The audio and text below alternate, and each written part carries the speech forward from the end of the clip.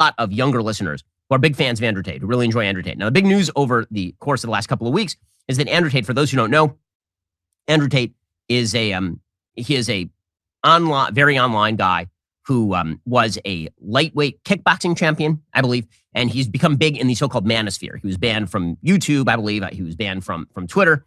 And he was banned from these things because he was a self-described misogynist, right? Somebody who believes that men are superior to women in pretty much every possible way. Well, over the last couple of weeks, he got in an online fight with Greta Thunberg in which he was tweeting at her about how he had Bugattis and lots of gas guzzlers and he was heating up the climate. And then she tweeted back at him that he had a small dick. It was all very silly. And then one day later, he ended up being arrested by Romanian authorities. And the allegations against Andrew Tate is that he was engaging in sex trafficking. According to the New York Post, police in tactical gear descended on a villa where Andrew Tate and brother Tristan were staying Thursday to detain the British brothers on kidnapping and rape charges, judicial sources told Romanian outlet Libertatea. Video shows the officers with battering rams and guns sweeping through the dark villa before escorting Tate into a car. The brothers in April had allegedly detained two young women, one with American citizenship and one Romanian, inside the villa against their will, where they were subjected to physical violence and mental coercion, according to the authorities. Police said the Tates allegedly formed an organized crime group and sexually exploited women by forcing them to perform pornographic demonstrations for the purpose of producing and disseminating through social media platforms. The brothers had been questioned for 5 hours by the police back in April, but were released at the time. And then they are currently still being held in Romania right now. Now, Tate had predicted for a long time this would happen to him. He had predicted that people were going to come after him, that they were going to arrest him. Does that mean that he's not guilty of something? I have no idea. I have no idea whether he's guilty of these crimes. It could be trumped up. It could be the Romanian authorities who are embarrassed by Tate. It could be anything.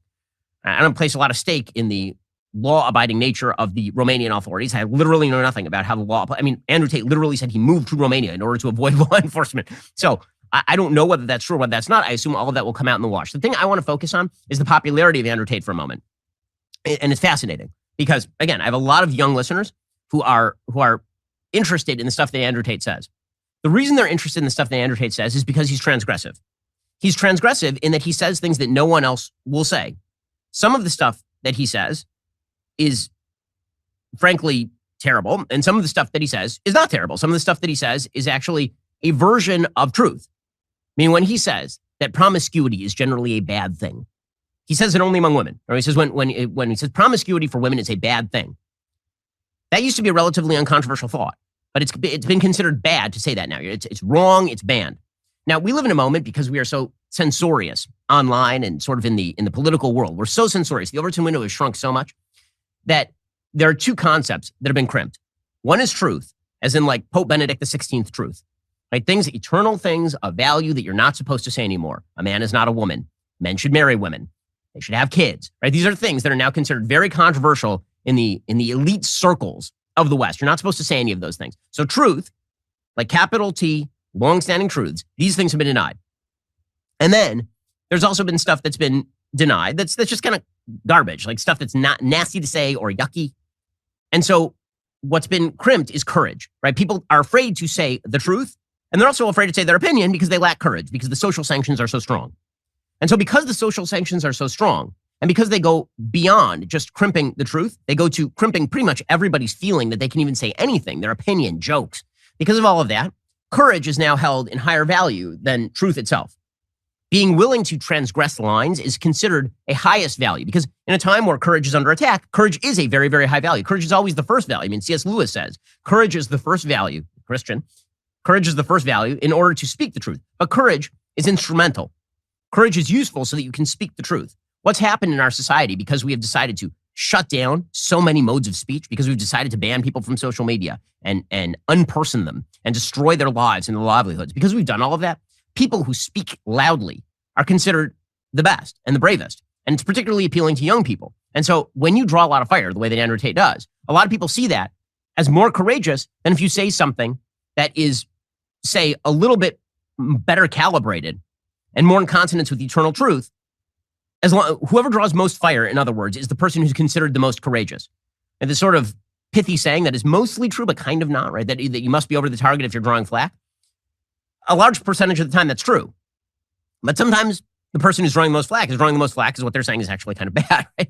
So the problem for Andrew Tate. And the reason why he's become so popular is because he's very transgressive. He says the thing that no one else will say. Sometimes it's good and sometimes it's really not good. We'll get to more on all of this in just one moment. First, the situation in Ukraine continues to be extremely bad. That war apparently is just going to go on for the foreseeable future. Well, whatever you think politically about the war, there are a lot of people on the ground in Ukraine right now who are suffering. My friends over at the International Fellowship of Christians and Jews have been working in Israel, Ukraine, and the former Soviet Union for more than 30 years. They've never seen hunger and suffering like they are seeing right now. This is why I'm asking for your help. Norman is an 84-year-old Holocaust survivor. He's been blind since birth, and he lives in a Jewish old age home in Odessa, Ukraine. With so much of the infrastructure destroyed over the recent month, including the power grid, Norman has been without heat or clean water for a long time. The International Fellowship of Christians and Jews has supplied blankets, food, and other essentials to help Norman survive through the winter. They urgently need your help to continue getting Norman supplies. Please consider donating to the International Fellowship of Christians and Jews. Just $45 can ensure warmth, food, and clean water to Jewish kids and the elderly in need. Right now, the fellowship has a special matching challenge where your donation will double in impact. Your tax-deductible gift will be multiplied 2 times to help provide twice the winter necessities and save lives. So,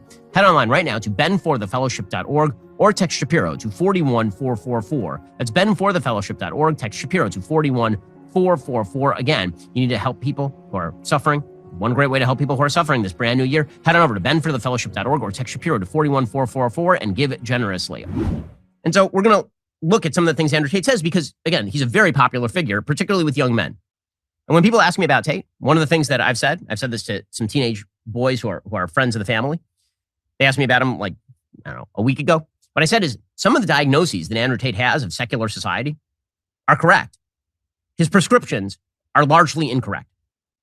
And the things that he puts, he has a list of rules. And many of the rules that he puts online are actually pretty good. And then the way that he acts, right? His version of masculinity, which is have a bunch of kids by a bunch of different women, live in a castle with 30 Bugattis, right? Put pictures online and muscle, like this kind of stuff. That's not the traditional mark of masculinity. What Pope Benedict XVI would say, what I would say, what sort of members of the traditional wisdom cadre would say is that the ultimate in manliness is get married, protect your family, provide for your kids and your family, provide a space for them to grow in safety and security, provide them roles and responsibilities. This is the role of a man. This is what a man does. What Andrew Tate focuses mainly on is the critique of how society has undermined a lot of this stuff. And then his prescription is, I'm going to put a picture of myself online with like 30 cars and it makes me look cool, makes me look masculine. Hey, I also like cool cars. Cool cars are amazing. But because we have lost eternal truth, because we have decided as a society the eternal truth has to go, the backlash is not coming in the form of a restoration of eternal truth. Very often the backlash is coming in the form of punch the people in the face who destroyed the eternal truth. That's the society in which we're living. And I'm afraid that could get worse unless what we actually have is a return to some eternal truth. So here's a couple of clips of Andrew Tate, and it kind of shows you what I'm talking about, that some of what he's saying is kind of half correct, but he's saying it in such a way that is meant to draw fire. So here is Andrew Tate talking about enjoy audiobooks and exclusive talking about women belonging to men.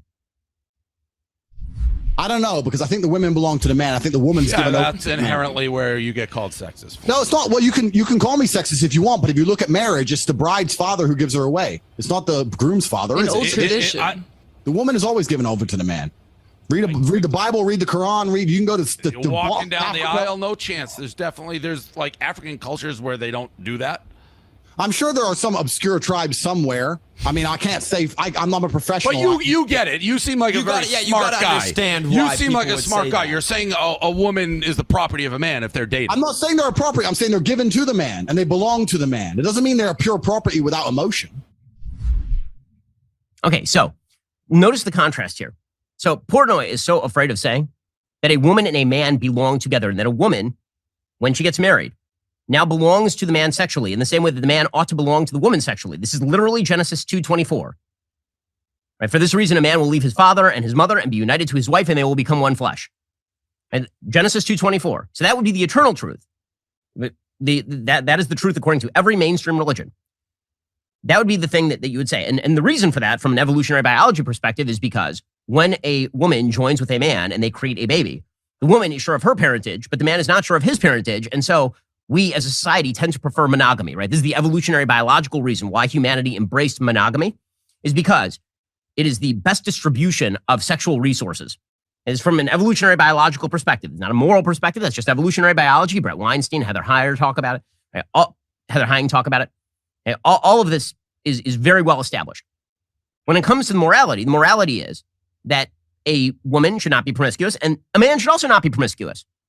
Now, this is the part where Andrew Tate gets the diagnosis right, but he gets the solution wrong. So here is Andrew Tate talking about how women should not be promiscuous. It's bad for them. Well, a woman could say that same thing if she decided. She could say, I can sleep with multiple men, but my men can't sleep with multiple women if she so choose. We're all free individuals, right? Yeah, but you wouldn't agree if a woman said that.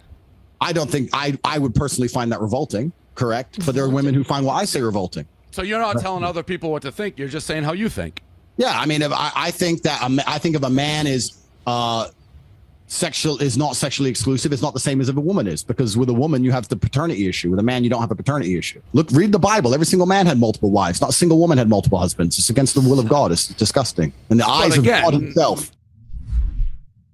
Okay, so again, historically speaking, what Andrew Tate is saying is not wrong. Morally, the reason why church, where we talked about the capacity for change within eternal rules, moves towards monogamy as opposed to polygyny, right, where a man has multiple wives, the reason for that is because the sophisticated arrangement of one man and one woman is the best arrangement. And so it is not good when a woman is promiscuous, and also happens not to be good when a man is promiscuous. Those may not be equivalent in evolutionary biological terms, but that is why eternal morality suggests one man, one woman. So the point that I'm making here is that when the moorings of a society come loose, when the society starts to sort of float, when the iceberg is floating, is no longer moored to anything that keeps it stable, once that happens, the reactions tend to be extremely chaotic. You get an entire movement on the left that is incredibly destructive, and you get a reactive movement that gets a lot of the diagnosis right, but a lot of the diagnosis wrong, right? It gets a lot of diagnosis right and a lot of prescription wrong, right? We have many problems in our society. Those problems continue into the realm of male and female. It encourages bad behavior by women. But then the answer to that is not bad behavior by men. The answer to that is better behavior by women and better behavior by men. So if we're going to have a restoration, we need to have an actual restoration. Alrighty, guys, the rest of the show is continuing right now. You're not going to want to miss it because we will be taking your calls on the very first broadcast day of the brand new year. If you're not a member, click the link